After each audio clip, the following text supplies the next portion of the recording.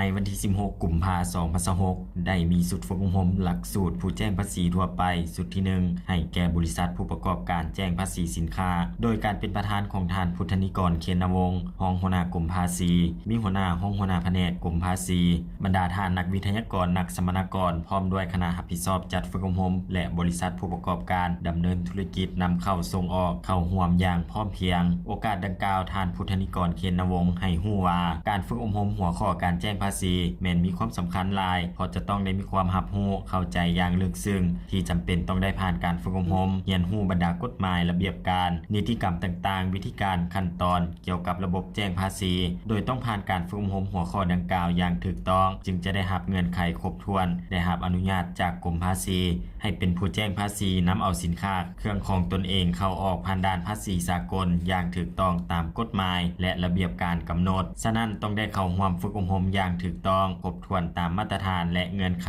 ที่กำหนดไว้ในคำแนะนำของกระทรวงการเงินฉบับเลขที่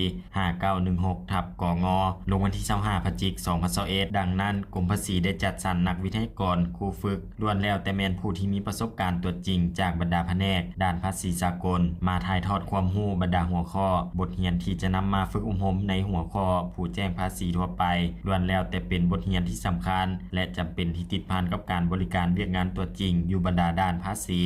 สุดฝึกอบรมในครั้งนี้ประกอบมี13หัวข้อสำคัญคือหัวข้อความรู้พื้นฐานเกี่ยวกับกฎหมายว่าด้วยภาษีกฎหมายช่วยสหกรณ์บางมาตราบรรดานิติกรรมต่างๆของแขนงการอื่นๆที่เกี่ยวข้องหัวข้อสารบานอัตราภาษีการจัดรหัสสินค้าและหัวข้อการปฏิบัติสัญญาเสรีหัวข้อระเบียบการกวดคืนหลังการแจ้งภาษีหัวข้อระเบียบการมาตรฐานเงื่อนไขผู้ประกอบการ AEO หัวข้อนำเสนอภาพรวมบรรดาโมดูลต่างๆระบบทันสมัยสมาร์ทคัสตอมของกรมภาษีที่นำใช้ในปัจจุบันและระเบียบการจัดตั้งปฏิบัติบทแนะนำของกระทรวงการเงินฉบับเลขที่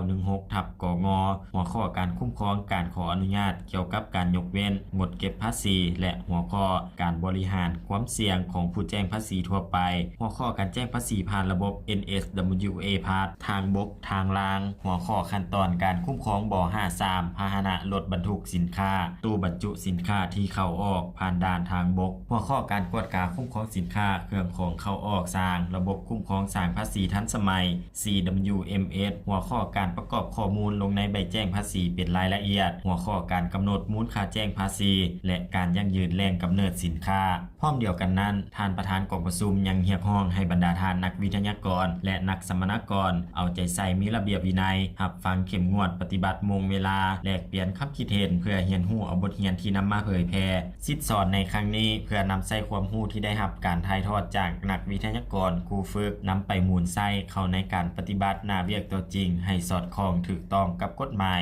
และระเบียบการกำหนดไว้